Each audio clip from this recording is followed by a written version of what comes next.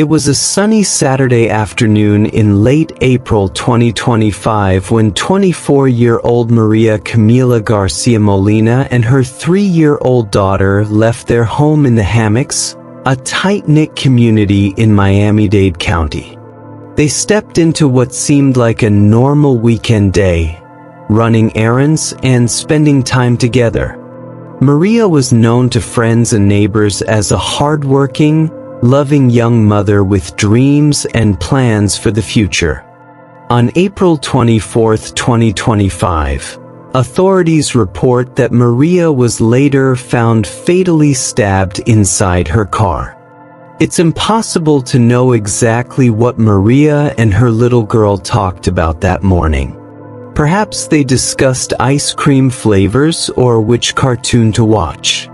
They likely had no idea that within hours, everything would change forever. Just before 4 p.m. that day, a neighbor at the Twin Lakes apartment complex noticed something very wrong. A small child, about 3 years old, was wandering alone in the parking lot. The child's face and clothing were streaked with what looked like dried blood. Alarmed, the neighbor gently led the frightened girl to her grandmother's apartment for safety. The grandmother immediately flagged down a sheriff's deputy, asking for help.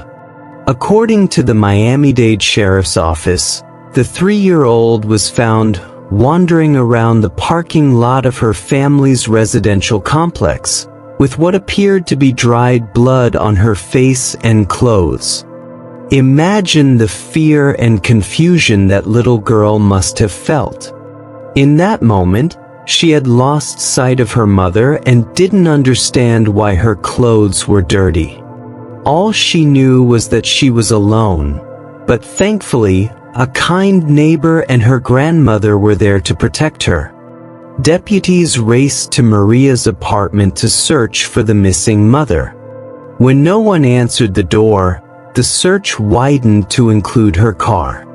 At the Twin Lakes complex parking lot, officers found Maria's vehicle. Forcing the door open, they discovered Maria's body inside. The scene was tragic. Maria had suffered fatal stab wounds and was pronounced dead at the scene by rescue crews. The deputies found Maria in her vehicle at the apartment complex. She had multiple stab wounds and was pronounced deceased at the scene.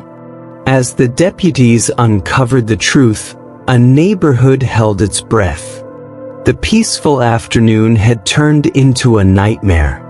Across the city, people would soon learn that a young life had been brutally taken, and a little girl had been left to fend for herself. The toddler, though stunned, was physically unharmed. When detectives gently asked her what happened, the child innocently replied that her mother was now sleeping. In her young mind, a sleeping mother meant everything was okay. She knew nothing of the violence that had occurred. The little girl told investigators that her mother had been with a man named Joy and that her mother was hit in the head and was now sleeping. The girl herself was not physically hurt. Those words, born of confusion and innocence, break our hearts. In a child's world, sleeping is normal and safe. It shows us how astonishingly innocent her understanding was, even in the face of tragedy. While we see the horror of what happened, to a 3-year-old it was simply that mommy hadn't woken up. Investigators quickly identified a suspect. Joy Chandranath, 29, was arrested by Sunday for Maria's killing. Nath was known to Maria. He was her former boyfriend, and family members said he had stalked her in the weeks before the attack. In fact, Maria had previously obtained a temporary restraining order against him. Authorities arrested Maria's ex-boyfriend, Joy Chandranath, 29, in connection with her death.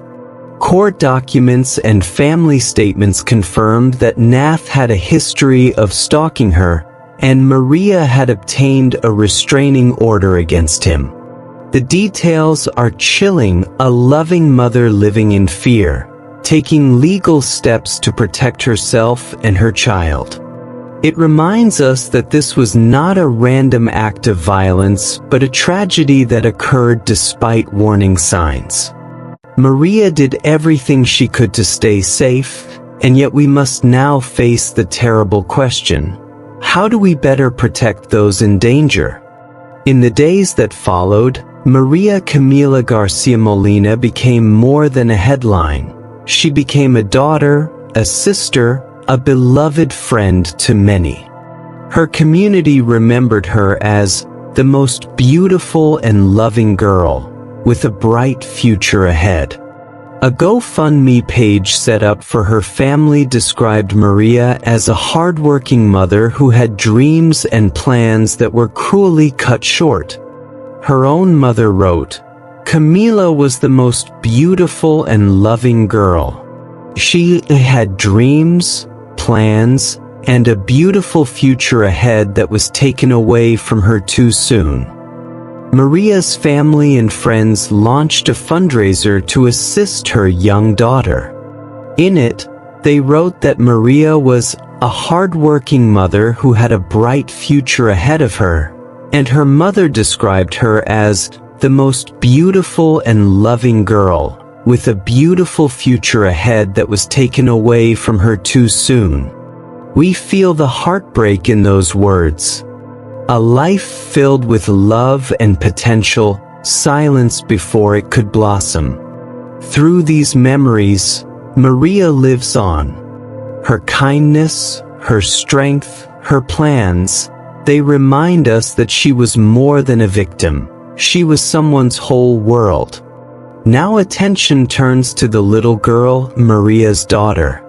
At just 3 years old, she has already endured what no child should see.